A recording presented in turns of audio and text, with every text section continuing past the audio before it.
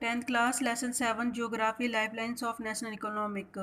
Today read about of tourism as a trade. किस तरीके से टूरिज्म एक ट्रेड के रूप में सामने आया है वो हम इसमें रीड करेंगे, और कितना बेनिफिट देता है या जॉब जनरेट करने में हेल्प करता है टूरिज्म, वो हम रीड करेंगे. Tourism in India has grown substantially over the last 3 decades. पिछले कुछ टाइम से देखें तो हम देखेंगे टूरिज्म जो है वो बहुत ज़्यादा ग्रो कर रहा है, और foreign tourist arrival in the country witnessed an increase of 23.5% during the year 2004 as against the year 2003. 2003 से ज़्यादा 2004 में अगर देखें तो जो फॉरेन टूरिस्ट है वो ज़्यादा आए हैं. ये डाटा नई बुक में चेंज हो सकता है, तो आप इसके ये मत सोचना कि ये कुछ है और नई बुक में कुछ है. तो आपकी बुकों में जो भी दे रखा है वो आप लर्न करके उसको कर सकते हैं. इसमें कोई मैटर नहीं करता है और एग्जामिनर मार्क्स भी नहीं काटेगा, क्योंकि ये जो डाटा होता है बुक के अकॉर्डिंग अलग अलग होते हैं. एंड दस contributing rupees 21,828 crore of foreign exchange. इतना फ़ॉरेन है जो कंट्री में फ़ॉरेन एक्सचेंज कंट्री में आया. दैट मीन्स अगर बाहर से कोई आ रहा है हमारी कंट्री में तो इन्वेस्टमेंट तो करेगा, घूमेगा फिरेगा या टिकट लेगा या जो भी है, उससे रूप में अगर आप देखेंगे तो फॉरेन एक्सचेंज हो रहा है. और इतना करोड़ है जो कंट्रीब्यूट हुआ है इंडिया के अंदर, जो आता ही आता है. Over 2.6 million foreign tourist visit India every year. हर साल इतने मिलियन जो है फॉरेन टूरिस्ट आते ही हैं. More than 15 million people are. 15 million से यानी 15 मिलियन से ज़्यादा पीपल्स हैं जो इस वर्क में लगे हुए हैं.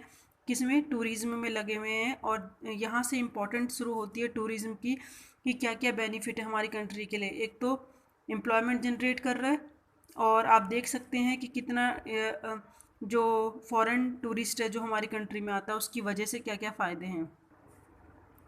Directly engage in the tourism industry, यानी टूरिज्म इंडस्ट्री में 15 लाख लोग हैं जो एम्प्लॉयमेंट में उनके लिए जनरेट होता है. तो आप देख लीजिए कितना बेनिफिट है, क्योंकि अगर एम्प्लॉयमेंट इंक्रीज़ हो रहा है, अंगेज में हो रहे हैं, और इसका मतलब क्या होगा, इनकम इंक्रीज़ होगी तो सीधी सी बात है नेशनल इनकम बढ़ेगी, कंट्री का डेवलपमेंट होगा ही होगा. Tourism also promotes national integration. अगर टूरिज्म है तो इंटीग्रेशन इंक्रीज़ होगा. कैसे? एक कंट्री दूसरी कंट्री से क्या होगी, रिलेशन उसके अच्छे होंगे, क्योंकि भाई कोई भी फॉरेन अगर हमारी कंट्री में आ रहा है तो दैट मीन्स उनसे रिलेशन अच्छे तभी तो, और उससे फिर ट्रेड अच्छा होता है, और बहुत सारे आने वाली चीज़ें जो होती हैं शॉर्ट आउट होती हैं, जिससे हम बिजनेस कर सकते हैं और बेनिफिट हमें मिल सकता है. Provide support to the local handicrafts cultural pursuits. हमारे कल्चर को बढ़ावा मिलता है लोकल हैंडीक्राफ्ट्स को. जैसे कि हमारे आप इंडिया में देखोगे हाथ से काम कर जो किया जाता है वो कहीं नहीं मिलेगा जितना हमारा हैंडीक्राफ्ट्स है. वो बहुत पसंद किया जाता है बाहर, और उसकी वैल्यू भी है, क्योंकि वो एक अलग ही लुक देता है जो हमारा हैंडीक्राफ्ट्स है इंडिया का, और जो कल्चर है हमारा यहाँ का. It also help in the development of international understanding about our culture and heritage. ऊपर से ये भी हेल्प मिलती है स्टूडेंट के किस तरीके से डेवलपमेंट होता है इंटरनेशनल लेवल पे, समझने के लिए वो लोग कितना पसंद करते हैं हमारे कल्चर को और हेरिटेज को. आप इस चीज़ से समझ लीजिए कि हमारे कल्चर को पसंद किया जाता है तभी तो बाहर से लोग अलग अलग ट्रेड मतलब जो मेले लगते हैं उसे देखने आते हैं. जैसे कुंभ का मेला आप लगा लीजिए, हेरिटेज ताजमहल को देख लीजिए, जो लोग देखने आते हैं. आज की अगर आप देखें पॉसिबल है बनाना, पीछे अगर आप देखेंगे तो कितने हाई टेक्निक उनके पास जो आर्किटेक्ट थे उनके पास थी कि उन्होंने इसको बनाया. तो दैट मीन्स कल्चर और हेरिटेज क्या है, अंडरस्टैंड एक इंटरनेशनल पे वैल्यू होती है जिसकी वजह से डेवलप होता है यहाँ India. And foreign tourist visit India for heritage tourism. Foreign tourist जब विजिट करता है तो किस लिए आता है वो, या तो हमारी जो पूर्वजों ने बिल्डिंग्स बनाई हैं, जो अच्छी इमारतें बनाई हैं और जो उन्होंने उनसे हमें मिला वो देखने आते हैं. जैसे कुतुब मीनार है, ताजमहल है, तो वो चीज़ें जो मतलब बिल्कुल अलग हैं, डिफरेंट है वो चीज़ें. और इको टूरिज्म यानी यहाँ की वेजिटेशन और वाइल्ड लाइफ बहुत अट्रैक्ट करती है फॉरनर्स को. एडवेंचर्स टूरिज्म, बहुत सारे ऐसे एडवेंचर्स हैं जो देखने के लिए लोग आते हैं. एंड कल्चरल टूरिज्म देखेंगे, जैसे कुंभ का मेला एग्जाम्पल में देख लीजिए, बहुत से फॉरेन ट्रेड हैं जो देखने आते हैं.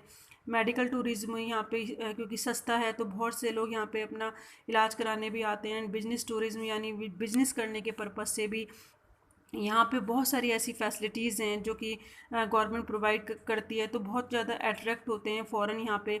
ट्रेड करने के लिए या बिजनेस करने के लिए। तो ये सारे बेनिफिट हैं स्टूडेंट जो फॉरेनर्स को यहाँ पे अट्रैक्ट करने के लिए जो रीज़न बनते हैं और वो आना पसंद करते हैं। राजस्थान, गोवा, जम्मू एंड कश्मीर टेम्पल्स देखेंगे तो टाउन्स ऑफ साउथ इंडिया के स्पेशल वहाँ की जो इम्पोर्टेंट है जो लुक है ना, आप मतलब बिल्कुल स्ट्रेंज लुक है वहाँ के हर चीज़ का। आप तो ये जो टेम्पल्स हैं और जो चीज़ें हैं, तो ये भी फ़ॉरेन को बहुत ज़्यादा क्या करती है, टूरिस्ट को अट्रैक्ट करती है। And important destinations of foreign tourist in India, ये जो प्लेसेस हैं तो ये मेन प्लेसेस बन जाते हैं फॉरेन टूरिस्ट के अट्रैक्ट करने के लिए। There is a vast potential of tourism development in the northeastern states and the interior parts of Himalaya। और अगर देखें कि कितना जो टूरिज़्म डेवलप हुआ है उसका जो पोटेंशियल है बहुत बहुत बड़ा है, नॉर्थ ईस्टर्न स्टेट्स में ज़्यादा है और इंटीरियर पार्ट्स ऑफ हिमालय में। तो ये कुछ ऐसे प्लेसेस हैं जहाँ पे बहुत ज़्यादा टूरिज़्म देखने को मिलेगा। But due to strategy reasons this have not been encourage so far, लेकिन कुछ रीज़न की वजह से हम इसको इतना एनकरेज नहीं कर पा रहे हैं। लेकिन हमें इसको आने वाले टाइम में इसको क्या करना पड़ेगा, जो टूरिज़्म का वर्क है उसको और भी इम्प्रूवमेंट करके आगे बढ़ाना पड़ेगा। However there lies a bright future, क्योंकि पता है क्योंकि टूरिज़्म का ब्राइट फ्यूचर है ahead for this upcoming industry. जो ये अब टूरिज़्म है जिस तरीके से वो आने वाली एक समझ लो हमारी इंडस्ट्री है, तो उसके जो फ्यूचर है उसके लिए क्या करना पड़ेगा, एक स्ट्रेटजी बनानी पड़ेगी जिससे कि क्या होगा, फॉरेन टूरिस्ट जो हैं वो अच्छे तरीके से आएँ, जैसे कि हम उनका ध्यान रखें, उनकी फैसिलिटीज़ का ध्यान रखें, वो हम पे ट्रस्ट कर सकें और उन लोगों को हम अगर सारी फैसिलिटीज़ देते हैं और उनको अट्रैक्ट करने में हम लोग सक्षम होते हैं तो वो पहले से ज़्यादा हमारी कंट्री में आएंगे। तो सबसे पहले हमें उनका जिसे कहते हैं विश्वास बनाए रखना होगा। जैसे बहुत सारी चीज़ें होती हैं, जैसे बाहर से फ़ॉरेन आते हैं और उनकी स्पेशल फैसिलिटीज़ और सिक्योरिटी का ध्यान रखना चाहिए जिससे कि फ़ॉरेन ट्रेड इंक्रीज़ हो।